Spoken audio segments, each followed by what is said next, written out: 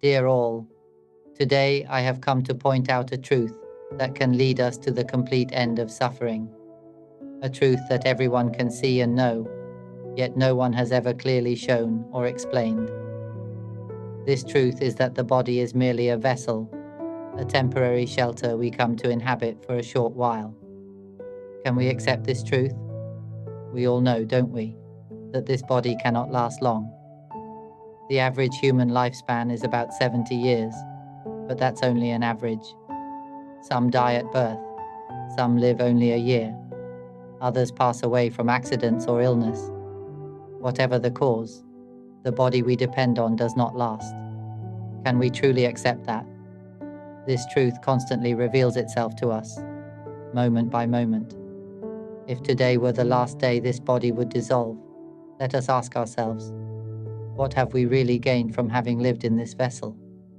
If this body were to die, the mind would seek another body to inhabit. Do we know what kind of body that would be? In most cases, 99.999%, it would be that of an animal. Creatures of the water, land, air, beneath the ground, or even beyond the earth. Right now, we are extraordinarily fortunate to have this human body as our vessel. I have come to show you, to offer this wisdom, so that you may reflect. From the time of birth until now, what have we truly gained by living in this body? What have we been seeking all along? Have we actually found what we've been looking for? If we say we have, that we've obtained a house, a car, a spouse, children, food, shelter, then let us look deeper. If we say we already have everything, and the body were to die today, do we see that the mind would still go on to find another vessel? We would again take birth, becoming another creature. The chance to be born as a human again is almost zero, exceedingly rare and difficult to find. When we take birth as another creature, when we find a new vessel, we must begin all over again, seeking material elements to satisfy and maintain the body, a place to live, medicine to cure illness, food to eat, clothes to wear. We search endlessly for tools to serve and preserve the body. Yet do we realize that we, the ones dwelling within, have nothing to do with the body itself? This is the very truth I am pointing to. The understanding that we merely inhabit this vessel means that we ourselves have no form. Do you see this? We are formless, and that is why we must rely on a vessel that has form. Suppose today was our last day. Reflect for a moment. From birth until now, what have we truly gained? We live, die in vain, and then seek another vessel again. The body has its lifespan. It cannot last long. When its time runs out, we call it death. But know this, the body dies, yet we have never died, nor have we ever been born. The mind, the life element within us, has no form. It simply moves on to find another body. Imagine one lifetime lasting only 10 days. From birth, growth, family, comfort, food, and shelter. And then dying again in fear, suffering just the same. What was gained from living in that vessel? Nothing. We die in vain and move on again, circling endlessly, as beings in infinite forms. In truth, we have been every kind of creature since the first stars appeared in the universe. From that very beginning, we, the formless, pure, and radiant life element, began inhabiting material vessels within the stars. We started as the simplest life forms, single cells, evolving into countless forms through the ages. We have taken on countless bodies. We have been every kind of animal. We have had countless children, countless partners, countless fathers and mothers. Over and over we change roles. This life a child, the next a parent, then a servant, a master, a friend, an enemy, a husband, a wife, endlessly cycling through all of them. We have been everything already. We may say, ah, In this life I have a wife. But in truth, we have had countless wives before, millions of times over. We keep changing partners again and again, all while it is the same one consciousness inhabiting different vessels. One consciousness dwells in the vessel we call this body, another in the vessel called mother, another in father. In fact, every being on this planet, all creatures, has a consciousness residing within. None of these consciousnesses come merely to occupy a body and die in vain. They come with a purpose, to see the truth, to learn the truth. When that truth is truly realized, the mind, the life element, will no longer take up residence in any vessel. It will be free from suffering forever. This is the kind of knowing that ends all suffering, and within the pure element itself, there is no suffering at all. This is the knowing I have realized fully in my heart, and many others have too. I have turned against the current, awakened within, because I wish to be free from suffering, and I wish to lead everyone, all beings, all consciousnesses, to that same freedom. My purpose is to help all transcend the cycle of birth and death, never to return again.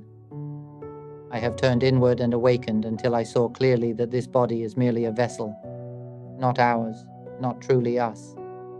It is a coarse form we temporarily inhabit. We, the pure element, dwell inside this body, this lump of matter, this robot, one could even say, only to learn that this robot is not who we are. Think of when we first came into a new body, in our mother's womb, then born into the world. At that time, we had no idea we were human. We didn't know at all. We began to learn through what our parents taught us. They told us we were human. They taught us to think, to remember, to struggle for survival, to chase after pieces of paper we call money. They trained us to become slaves to money, slaves to the flow of society, to live from dawn to dusk, seeking paper to exchange for food, to eat, sleep, and wake up again to the same pursuit. From birth to death, this is all there is. Since I was young, I often wondered, what is this life really for?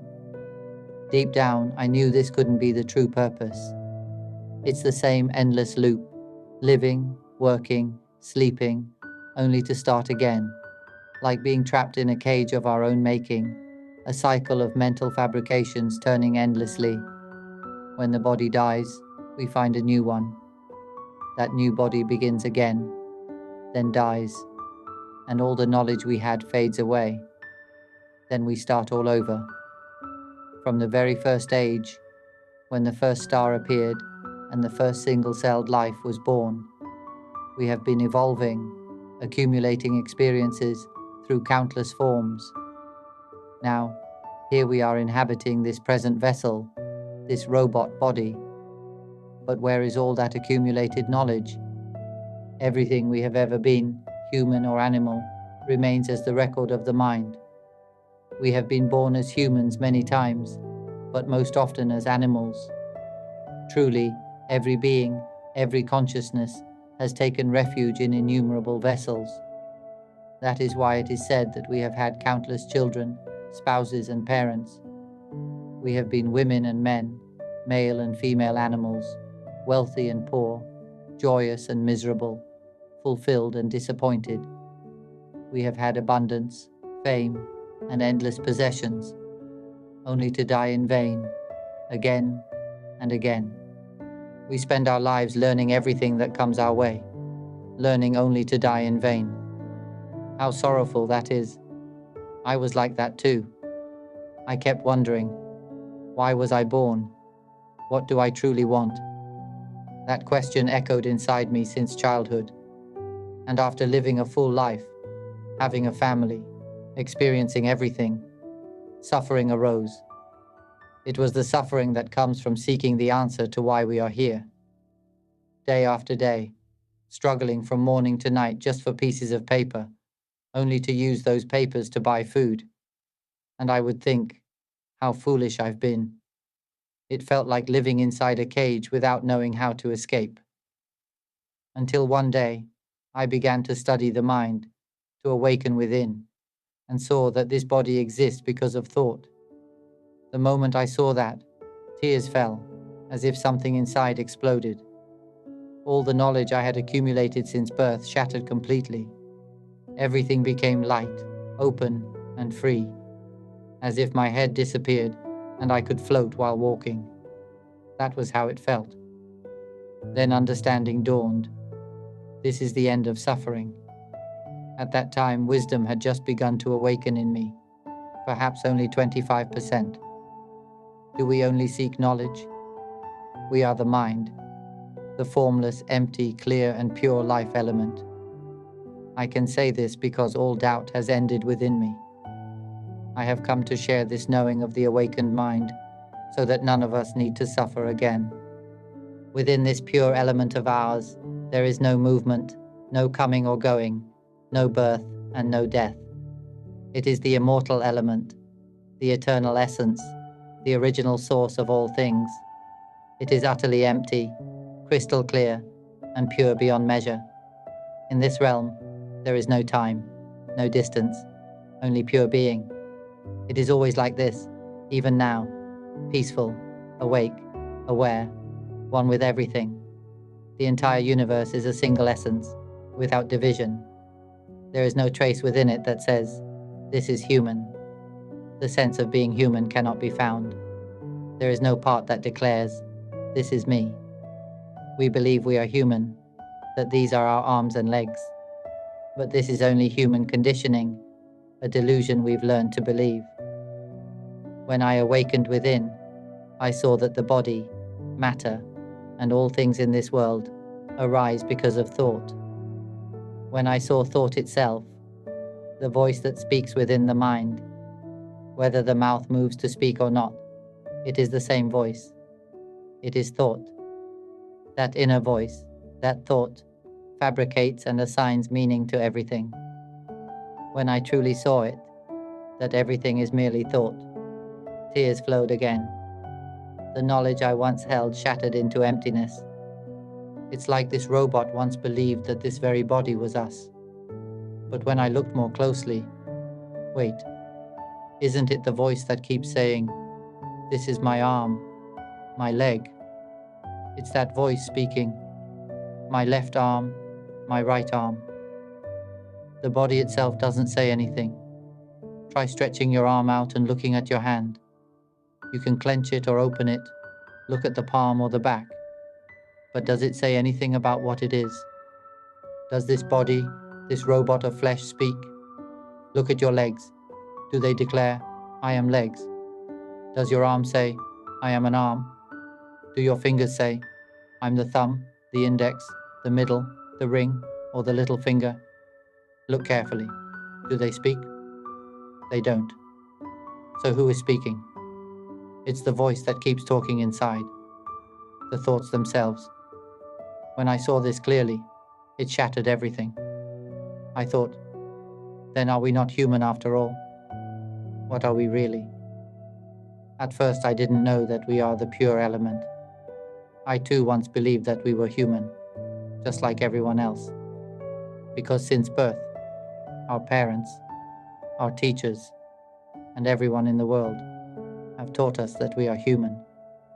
They taught us to think, to remember, to struggle, to work, to find food for this body, to live as slaves to paper and the systems of the world. But when the urge to know what we truly are grew strong, when I wanted freedom from suffering, I turned inward, tracing everything back to its origin, to the source of this sense of me. And there, within, it was seen. The voice speaking inside said, I am a man, or I am a woman. The voice said, that is a lime tree. But if you look carefully, the lime tree itself doesn't say anything. It's the voice that says so. Then I looked at my own house. The wall doesn't call itself a wall, nor does the window call itself a window. It's only the inner voice that says, that is a wall. that is a window. When I saw this, insight arose. This, this seeing, is what the mind truly longs for, the realization that everything is not us. This is the knowing the mind seeks, because we are the mind, the formless, empty, radiant, pure life element. We must first understand that this is what we truly are. Let's divide it clearly into 3 layers: the outer shell, the flesh, and the seed. Like a fruit, we are the seed. Remember this well. The seed is the original element. The peel cannot be planted, nor can the flesh grow a tree. Only the seed can. Within a tiny seed lies the power to create a vast tree. That tiny seed is the life element, the source of all that grows. Who would have guessed that a great tree could arise from a tiny seed? Who would have thought that within this little seed lies the whole tree? Someone once said, "Would you like an avocado?" "Here, I have an avocado." Then they handed me an avocado seed. I looked at it and asked, "Where's the avocado?" They said, "Right here, this is the avocado." I replied, "How could this be an avocado? This is just a seed." But the sage said, "Look carefully. This is the avocado." To the ordinary mind, it seems impossible. We look at the seed and see no fruit, no tree, no abundance, so we dismiss it. How could this tiny seed become a great avocado tree? How could it bear endless fruit? But the sage, who has realized the truth, sees differently. The sage knows, without doubt, that this seed is the source. It contains within it the vast tree that will one day yield an endless harvest, more than anyone could ever consume. The wise say, "See for yourself. Don't just argue, prove it." So which will we choose, to argue or to see? The ignorant deny what they cannot yet perceive, while the wise have seen and verified it in their own hearts. They no longer doubt, for they have proven the truth directly. It is the same with what I have realized. I have turned against the current to awaken within, and have seen these 3 layers clearly. The outer shell, that is not us. I used to believe the shell was who I was, but once peeled away, what do we find? The flesh. Suppose we say this is the flesh of the avocado. The sage says, "The shell is not you." At first I protested, how could it not be? This whole fruit, this must be me. But the sage replied, "Remove the shell and see. You are within." When the shell is peeled away, just like letting go of this body, we reach the flesh and think, "Ah, this must be me. The avocado flesh. This is who I am." We rejoice, satisfied with that. But again the sage says, "Not yet. Look deeper. You are inside." And still we argue, how can that be? Surely the flesh is the avocado itself. Such is the way of the ignorant, confident yet blind. The sage, however, says, "Prove it. Remove the flesh entirely, and you will find what truly remains." Some accept the challenge and begin to see. Others refuse to look, insisting, "I am the flesh," or "I am the shell," without ever examining for themselves. Those who are deluded cannot see the truth. Those still lost mistake the outer layers for the essence, not realizing that we are the seed, the life element that gives rise to everything. Just like how we've long mistaken ourselves for being human, those who believe this way inevitably suffer. Have you noticed? We suffer constantly from the moment we wake up until we fall asleep. Every day we live as slaves to pieces of paper, endlessly struggling, arguing, hurting, and even destroying one another, all because of this body, this outer shell. We are tangled in the shell of the avocado, unaware of what lies beyond. Some begin to seek freedom from suffering and start to see that the body is not who they are. They peel away the shell and discover the flesh, saying, "Ah, now I see. I am the flesh of the avocado." But many get stuck right there, believing that they have reached the truth. The sage, however, says, "That is not you. You are within." Likewise, once we realize the body arises only because of thought, we then assume, "I know now. I am the one who thinks." The voice speaking within, that is me. The one feeling happiness now, that is me. The one feeling sorrow or peace, that too is me. We identify with every movement of mind, the voice, the image, the emotion, the memory, the sense of knowing. Right now, as you hear my voice, you may think, "I am hearing." But what if I tell you, this very hearing is not you? It happens on its own. Can you accept that? Whoever truly sees this is already on the verge of freedom from suffering. These 5 functions, sound, image, emotion, memory, and perception, all operate naturally. A scent arises, and smelling happens by itself. Food enters the mouth. Tasting, chewing, swallowing, digestion, all occur on their own. Seeing, hearing, touching, everything functions perfectly without anyone doing it. This is what I mean when I say, this part too is not us. The sage says, that avocado flesh is not you either, you are inside. But we hesitate. If I remove the flesh, won't there be nothing left? What will remain? What if there's nothing inside? Fear and confusion arise. The mind races with thoughts. But the sage never argues. He simply says, prove it. See for yourself. So we peel away the shell, not us. We remove the flesh, not us. And then, for those who truly seek truth, who stop arguing and simply see, they find the seed. Tears fall. Ah, so this is what we are, the seed of the avocado. This is the life element, the original essence, the beginning of all.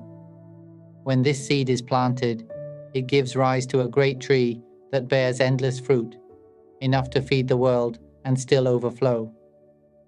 And we weep in realization. Who could have known that such a vast tree was hidden inside this tiny seed? Who could have known? In the same way, I turned inward, against the current, and awakened within, because I saw that this body exists only because of thought. The moment I truly saw this, tears streamed down my face. When I first saw thought, everything I had ever believed began to collapse. I wondered, then what about my parents?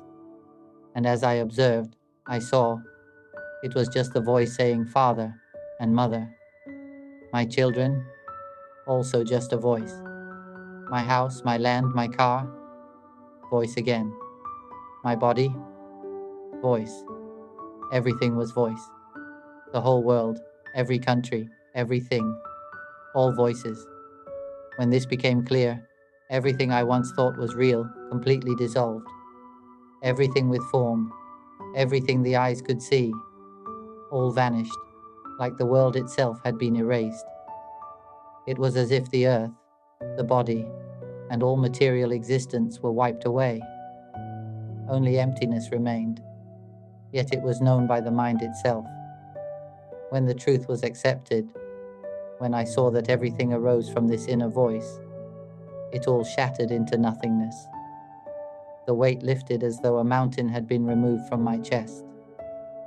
Imagine having carried the burden of self at full weight, 100%, and then, in that instant, 25% of it fell away.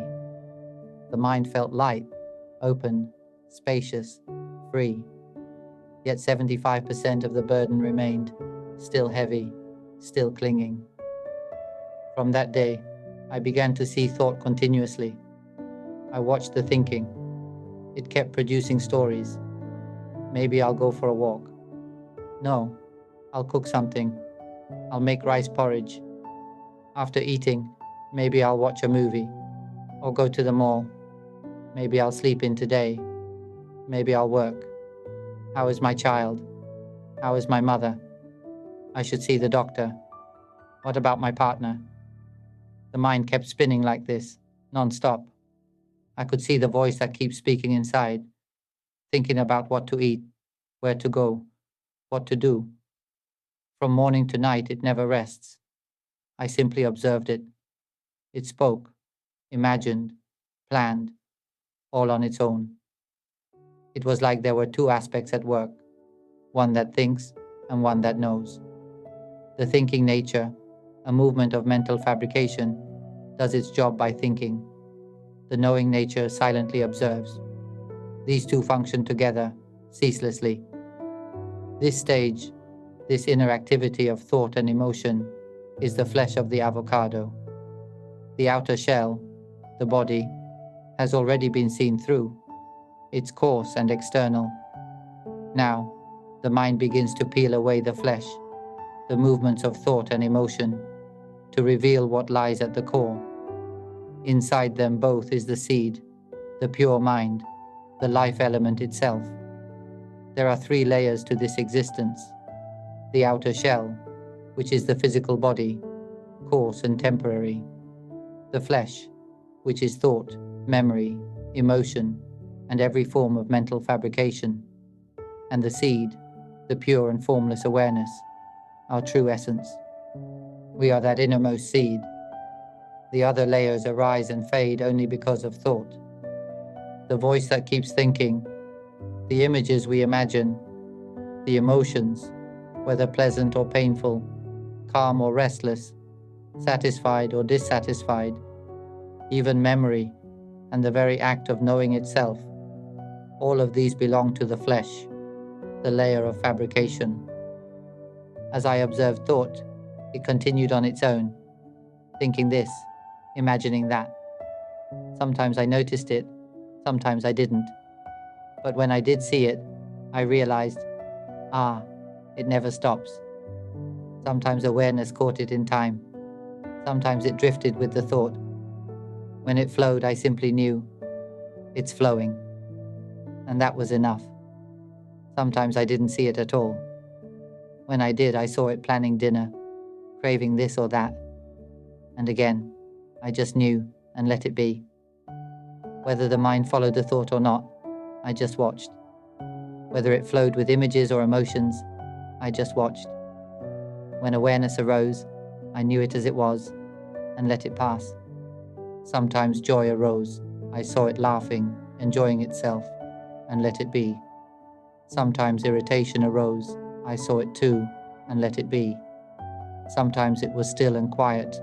That too was seen and let be. I watched thought, imagination, emotion, memory, all of these movements, seeing them again and again, and letting them pass each time.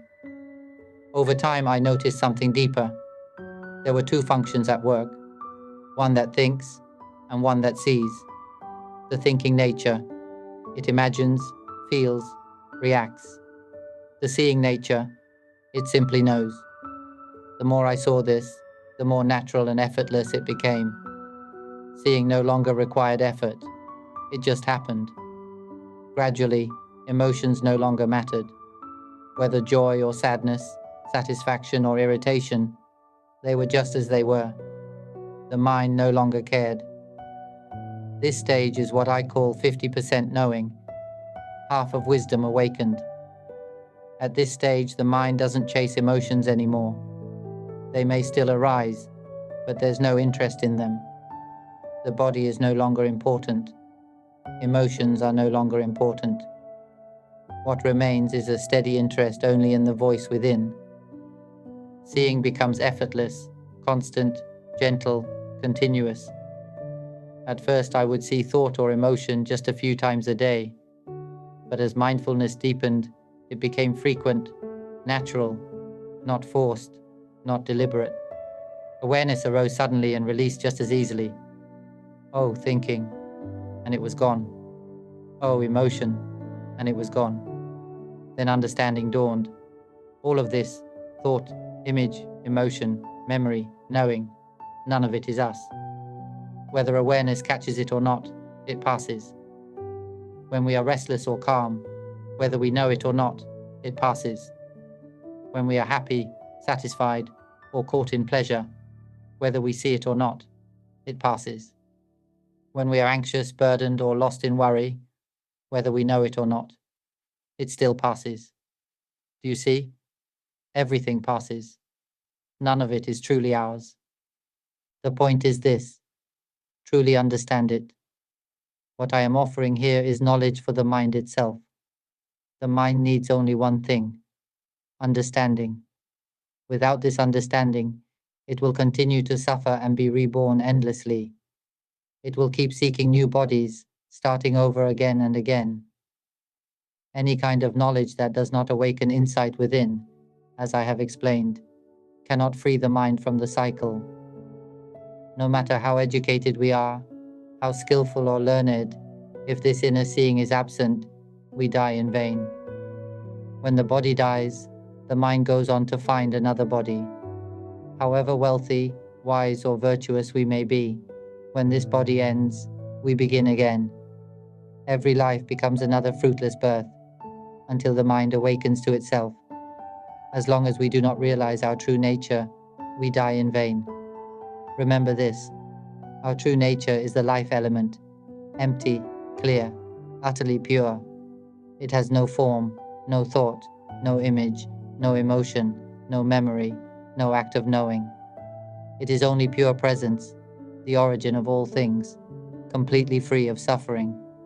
It is radiant purity itself. When I stopped being interested in emotions, only thought remained. Then, as thought arose, I saw it immediately, sometimes in time, sometimes not, but either way, it passed. Awareness remained constant, bright, and steady. The knower knew, the thinker thought, both doing their work perfectly. It was as if these two functions operated side by side. At that time, I still believed the knower was me. I am the one who knows, I thought. And I believed the thinker, the inner voice, was real, a self. The knower seemed to be doing the act of knowing, the thinker, the act of thinking. Back then, I didn't understand. I still believed both had an identity. But later it became clear. Both are just natural functions, not me. So understand this deeply, just as I have said. When this truth is seen, you will be free, permanently. Realize the mind. See it directly, because the body itself arises only through thought. Once you begin to see thought continuously, from morning till night, it becomes natural. At first, you might notice it 2 or 3 times a day, then 10 times, then 20, then 30. Gradually, awareness becomes more frequent, more effortless. Each time you see it, it passes. Whether you notice it or not, it passes. But through that seeing, understanding ripens, until the mind finally knows by itself. The key is to understand, truly, deeply understand, until it reaches the heart. This is what I'm giving you, knowledge for the mind itself. The heart of this practice is simple. Keep listening. Listen to my voice again and again, and soon it will begin to reveal itself within you. The more you understand, the more it will see on its own. The deeper your understanding, the more the mind awakens by itself, seeing effortlessly, continuously. Keep listening, again and again, until the voice of Dhamma echoes inside your own heart. Whether young or old, strong or weak, man or woman, from any faith, race or nation, just listen deeply until this voice becomes alive within the mind. Then it will begin to happen on its own. When this seeing becomes steady, you'll notice that the moment you awaken from deep sleep, thought appears instantly. Ah, I don't want to work today. That's the first sound, the voice thinking. Then it continues. What time is it? Oh, it's already 4:30, and another follows. I'd better wake the kids, maybe my partner too. Or I'll go first, use the bathroom. then wake them later. The voice speaks again and again, giving instructions for everything. Turn on the light. It's dark. So many people today. Why am I walking so clumsily? Let me use the toilet first. Ah, it's hot. I should take a shower. It goes on endlessly. As you keep observing, you begin to marvel how extraordinary this thinking is. It never stops speaking, guiding, commanding, controlling everything. The more you see it, the subtler it becomes. You see how this voice, this thought, binds us like chains. It's like a jailer, fastening shackles around our neck, our arms, our legs, pulling us wherever it pleases. And still it keeps whispering, turn on the light. Hurry up. It's crowded. It's hot. Take a shower. Always talking. Always directing. At first you may see it 40 times a day, then 50, then 80, then 200. I speak figuratively, but truly. The more you see, the more continuous it becomes, until it's seen every moment, every second. Eventually, even while sleeping, there is seeing, subtle, unbroken, effortless. At this stage, understanding deepens profoundly. It becomes clear. There is no self at all, yet awareness continues. The mind perceives thought in exquisite detail, seeing the movement, the vibration, the flicker of each arising. It begins to realize that thought is not me, though it still feels that I am the one who knows. These two, the one that knows and the one that thinks, continue to function together. This is the stage of deep wisdom, when the burden once weighing 100 kilograms now feels only 25. Light, open, and clear. There are no more doubts. Yet even here, a faint sense of I remains. The feeling that I am knowing, I am understanding. It is subtle, refined, and still to be seen through. Do you know where understanding truly exists? It doesn't. It has no real place. It is only an appearance, yet we cling to it and claim, I understand. The very moment we believe this, the sense of I am knowing arises, and that subtle I still remains. It is not yet finished. So keep listening to my voice again and again. The more you listen, the more the mind will begin to understand naturally, not through thought, but through direct seeing. One day, this seeing will become effortless, continuous, and automatic.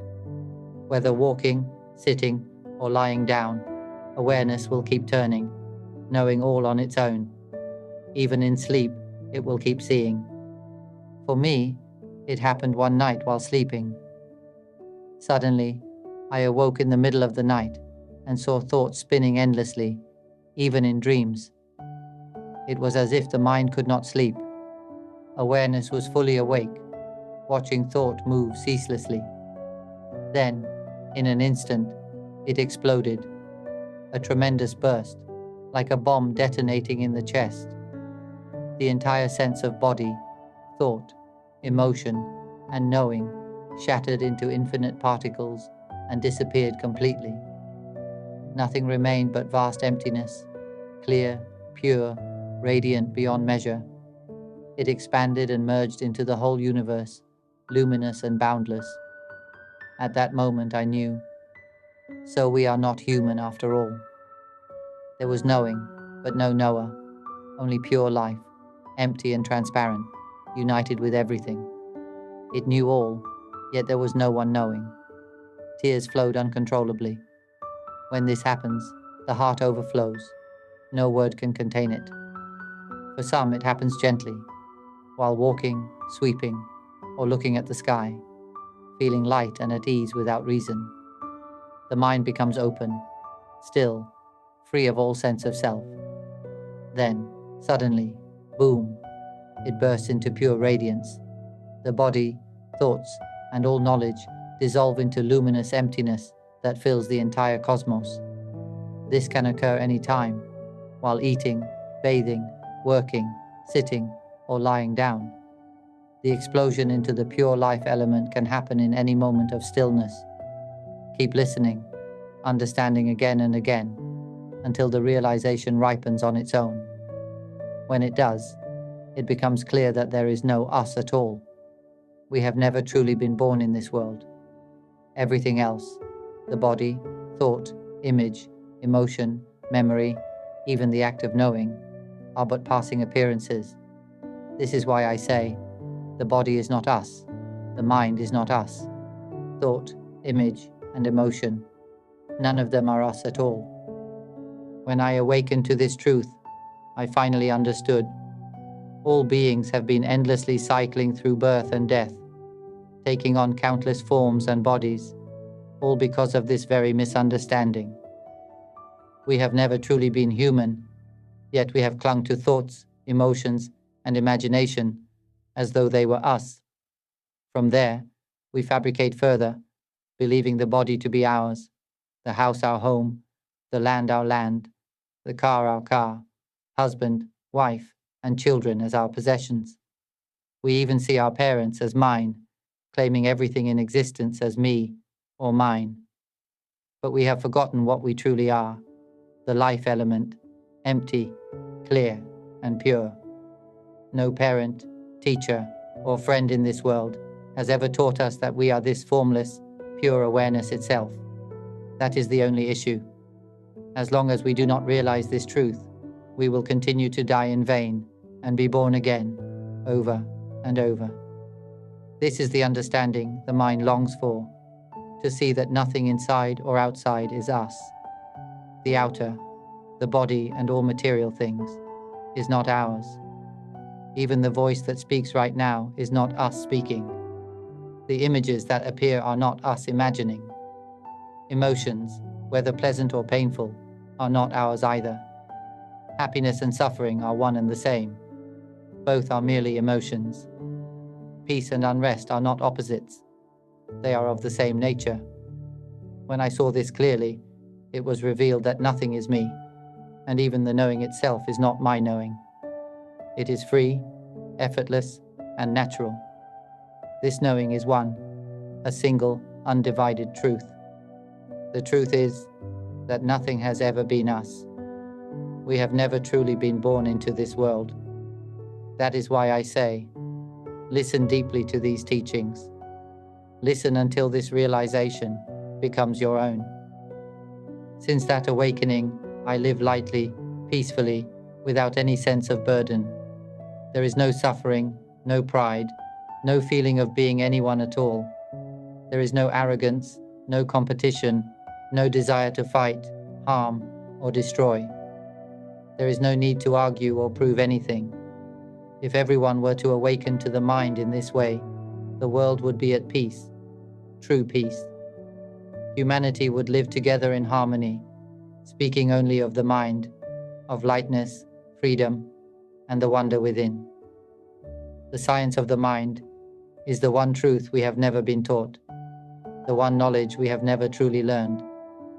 So please, share this Dhamma, share these teachings, share the Panyavimutti channel, and let the world know that awakening is simple, direct, and within reach. Many have listened and awakened, some in a week, some even in a single day, bursting open into freedom, tears flowing in profound relief. So why do we still suffer? Suffering has never truly existed. Do not suffer. Do not be angry or hateful. Those emotions too have no real existence. Why be angry at something unreal? Why boast or compete or harm one another? None of it is real. Not the anger, not the pride, not the self. Understand this deeply. Nothing in this world has a self.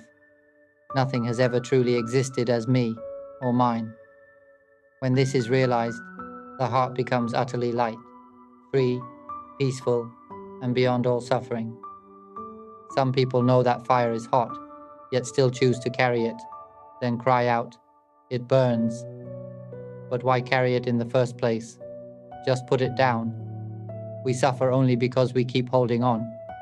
When we ask, "How can I let go?" It's so painful. The answer is simple.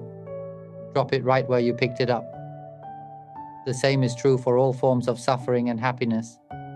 They are merely mental states, conditions of the mind born from thought. When things happen the way we want, pleasure arises. When they don't, pain appears. But if we see that thought itself is not real, that it is only a passing movement, then every emotion loses its weight. The knowing simply knows by itself. So where then is this self? Who can see that there is nothing to be called me at all? Whoever sees this directly will awaken to the pure life element, radiant, empty, and utterly free. In that realization, there is no more suffering, no more birth, no more death. This is the truth. Proclaim this knowledge of the awakened mind. Win this game of existence once and for all. Every one of us has a mind, yet so few truly know it.